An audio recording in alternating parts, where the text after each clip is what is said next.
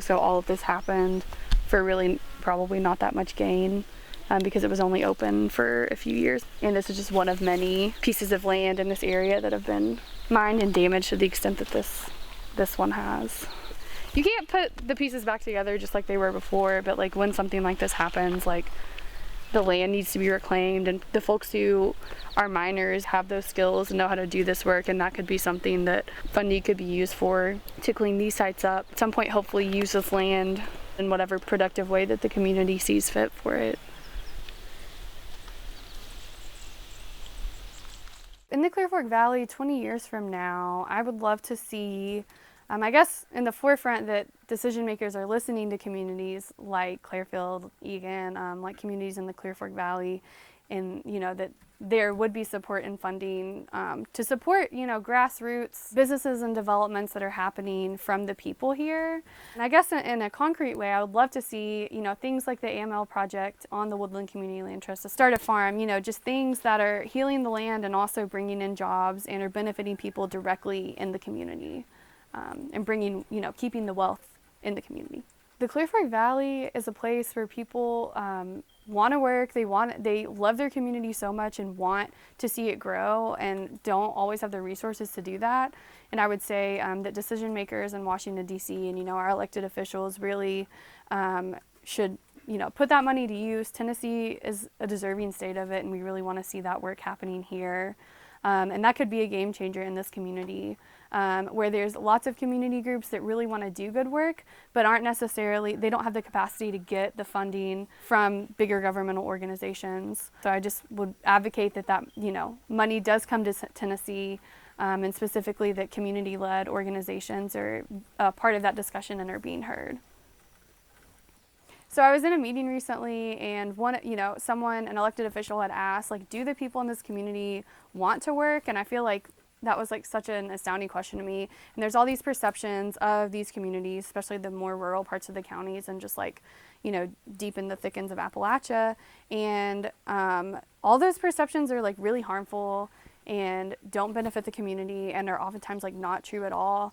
People in this community have all different kinds of skills. A lot of course, retired miners. People here, of course, really know the land, but that's just, a drop in the bucket of different skills that people have. A lot of people are mechanics here because there's, you're 30 or 40 minutes from basically any of the towns around here, so people really have to fix their own things and rely on the inner community here. A lot of the people we talk to would be able to do any sort of home improvement work, landscaping, gardening related skills. People know how to work the land in that way as well.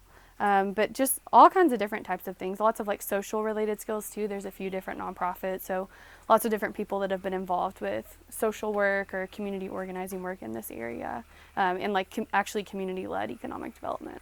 A couple years ago, I visited, went to Washington, D.C. with a group, a few different community groups, to advocate for the Reclaim Act being brought to this area and the reauthorization of the AML fund. And that would just be so pivotal here because there's so many people that are out of work in this area that really would benefit from jobs of any sorts, putting the land back to use in this part of Campbell County. There's lots of energy, plenty of ideas from people here that want to be back to work and have ideas of different startups and different things that people want to do, but we have to have those resources to get those things started here. So I went on that trip to be a citizen lobbyist and push for those things because our elected officials really need to know what people in this area need and want, and need to respond to that.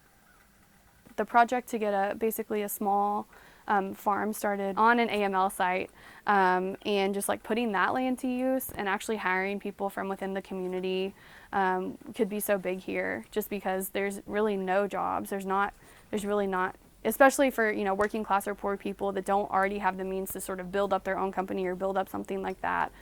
Projects like this where it's grassroots led, small scale, not only could put people to work but also pour back into the community and stay within the community. I'm a resident of the Woodland Community Land Trust, so I've benefited a lot from the work that people have historically done to create that institution, and I try to give back to that group by volunteering through sort of mutual aid things of just giving back to the community and helping people where there's an identified need. Woodland is also a part of the Tennessee Appalachian Community Economics Group. We call it the TENACE group. Also does a lot of other work related to advocating for, the reauthorization of the AML fund and Reclaim and things that directly impact people in this area. And then I'm also a part of the Southern Connected Communities Project, SCCP, which is a group that's trying to bring affordable community-led internet into our community. That's something that personally affects me and my family and everyone up here a lot, just because, I'm a teacher. I have to use internet a lot when I'm at home, especially with COVID. Part of it was teaching from home. And, I'm lucky enough to have a teacher's salary and can afford $250 a month internet, but that's, how the prices range here. So it's not affordable. And that project is trying to bring internet to this area in a way that's going to benefit community members and not be something that's basically out of reach for everyone here. I moved up here from Alabama a few years ago to work as an Appalachian Transition Fellow. So I was mostly working on a community asset mapping project, which included doing direct outreach to folks in the Clearfield or the Clear Fork Valley community in East Tennessee, working to sort of learn and document what people's skills are here, what they love about the community, and basically like how to build on that. So that if there was funding and if there was opportunity to build a community-led or driven economic project, that we would have that information and be able to move forward with that process. I think it's important because this community is changing a lot, as there's not, all of the jobs, with coal mining, that sort of decreased a lot. A lot of people have moved away. And so the project I feel like is important and was important to do that outreach to people and figure out what people want to see in this community and what skills, exchange of skills and what skills we could build upon, with new economic projects within the Clear Fork Valley. A lot of people in the asset mapping process identified that they wanted something for youth to have in this community, like, whether that be a space for youth or activities or just any sort of infrastructure built around supporting the young people here. And people also have brought up that they wanted there to be more, basically that the drug problem, more attention and support with the drug problem, whether that's bringing in more support for people that want to get help that are struggling with addiction, or just different ways to help the people in this community and the impacts that the drug problem has had. I found through the interviewing process that a lot of people really in the Clear Fork Valley really love just like the natural landscape of the area. They know the place, they know this area very well and love just those sorts of things about the community. I think people in the Clear Fork Valley also really love how you can rely on your neighbors here and how interconnected and tight the community here is.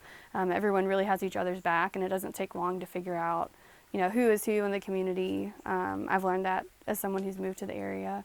Me as an outsider, coming from Alabama, I was able to come in and get to know people really quickly because of how willing everyone is to help each other here, and how supportive everyone is in this community of just like really taking care of your neighbor. So I really enjoy getting to know everyone here in this community and just how they've looked out for me as a neighbor and look out for each other. Well, I like to spend some time outside. I like to play with my dogs outside, go on hikes, things of that nature. And also just like work with my neighbors in my community to do community projects, as we sort of talked about, but mostly just spending time outside and taking in the natural beauty here. Something I really love about the land in the Clear Fork Valley is just, there's so much of it, right? There's so much land all around. It's, there's different pockets of development and where people live, but there's so much natural beauty and treasure within this part of the county, where you can kind of just go out your back door and be right in the mountains. And people around here really know it well. So if you find the right person, you can get someone to sort of show you around and show you some of the beautiful things in this area, especially back in the back of Roses Creek Primary, just like really beautiful spots in the county. Abandoned mine lands within this community. As a community member, I guess it's just like seeing all of the land within this community that has yet to be reclaimed, that, I don't know all the science behind it, but I'm sure is continuing to leave environmental impacts that need to be dealt with and need to be reclaimed. And those sites, most definitely, if we had the funding to support different groups to either like put people back to work to reclaim those sites, or, once they're reclaimed, putting people to work through their own community-driven economic projects would be huge. If the coal companies did go bankrupt and, the pool of funding or, those companies that are supposed to be able to clean up the lands that were damaged from coal mining in this area weren't able to do that, that would be, a very big, terrible thing in this community, just because there is so much land that has been damaged that process, and water that's been damaged, and different environmental issues related to that, that really needs to be healed. There needs to be backup plans and backup sources for that to be dealt with, because the communities are really owed that. There's plenty of coal miners that have gone to work their entire lives, that have black lung, that have these issues, and these communities really need the resources to heal the land, deal with those issues that have developed from that process. People have worked in the mines for their entire lives, and these communities have dealt with the impacts of extractive industries coming in and taking a lot away from the communities. And now we're at a point where coal mining that's not the primary base of the economy here. There's, not any more mines that are functioning in this county. And for those, these communities have supported a lot of the economy and industry in the southern part of the county, and the entire nation. And I feel like they're really owed that they're taken care of in this time. People are dealing with the impacts of having black lung, having worked in the mines this whole time, and need to be able to access the resources that they need, and the communities themselves need to be able to access resources. And these communities have dealt with the burden of coal mining, and at a point where it's transitioning out of that. We need the resources to take care of the communities that, put their neck out in that sort of situation. My name is Morgan Pennington. I live in Clearfield, Tennessee, in Campbell County.